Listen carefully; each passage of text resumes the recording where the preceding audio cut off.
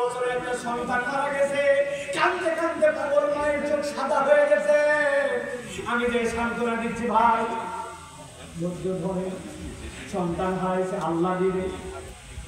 সাক্ষ্য দিয়ে বলেন, যত বড় হুজুর হই, আপনি যত বড় খয়ের খামন, সেই লোকের 15 বছরের সন্তান হারাইছে, ওর মনে যে দুঃখ, আপনি আমি ওই দুঃখ ধারণ করতে পারবো না। ও ভাই ঘুমাই গেছেন, পারবো না। জেনে রাখেন, আল্লাহর একটা নাম হচ্ছে হালিম। এই হালিম মানে বান্দার মনে যা দুঃখ ততটুকুই ধারণ করতে পারেন যিনি, তিনি তোমার রব হালিম। সুবহানাল্লাহ। এই জন্য কোরআন আপনাকে রবের পরিচয় দিচ্ছে। বান্দা একবার যদি তুই রবের পরিচয় পেয়ে যা, আর বারবার যদি তুই রিনিউ করতে থাকিস, এই জন্য রব্বুল আমিন বলছেন, বান্দারে ওই আলমে আরওয়াতে আমি তোদেরকে জিজ্ঞাসা করেছিলাম, আলাস্তু বিরাব্বিকুম, আমি কি তোমাদের রব নই?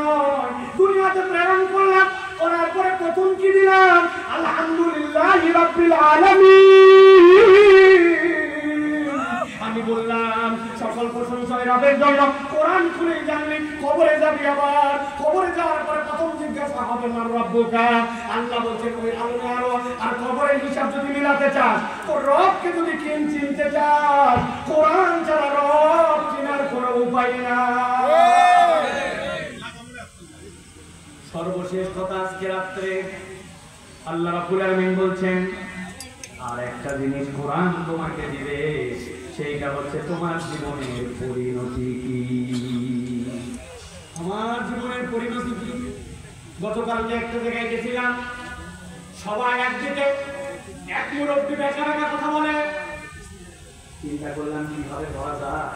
বললাম, চাচা মরে তো আপনিও যাবেন, আমিও যাব, মরার পরে আপনার খাটলি কি আপনি ধরবেন নাকি?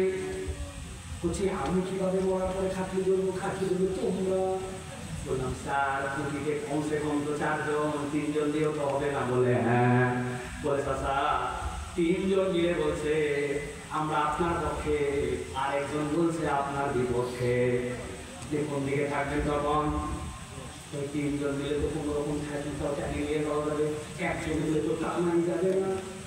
আমি বললাম, এইটুকু যদি বুঝেন তাহলে সমাজের সব লোক এক কথা বলে, আর আপনি কেন উল্টা কথা বলেন? আপনাকে তো সমাজের পজিটিভের সাথে থাকতে হবে। মুরব্বী হাওমা করে কেঁদে দিয়েছে, হৃদয় থেকে বুঝতে পারছে, কিন্তু মুরব্বী মানুষ তো এখনো কষ্ট চেপে ধরে রাখছে, বের করতে পারে না। কিন্তু এই যে বোধের জায়গা জাগ্রত করা, আপনার জীবনের শেষ পরিণতি কোথায়, এটা যদি বান্দার মাথায় একবার ঢুকে যায়, ওই বান্দা তো ইউনিয়ন পরিষদের গম চুরি করতে পারে না, ওই মুরব্বী তো খাদি খা আর অন্যভাবে খাইতে পারে না, ও তো তখন রাস্তার খোয়া বালু চুরি করতে পারে না, ও যেই হোক না কোনো ব্যাংকের টাকা তো দেউলিয়া করে ফেলতে পারে না, ঠিক না? আমার আল্লাহ রাব্বুল আলামিন বলেন, খেয়াল করেন জীবনের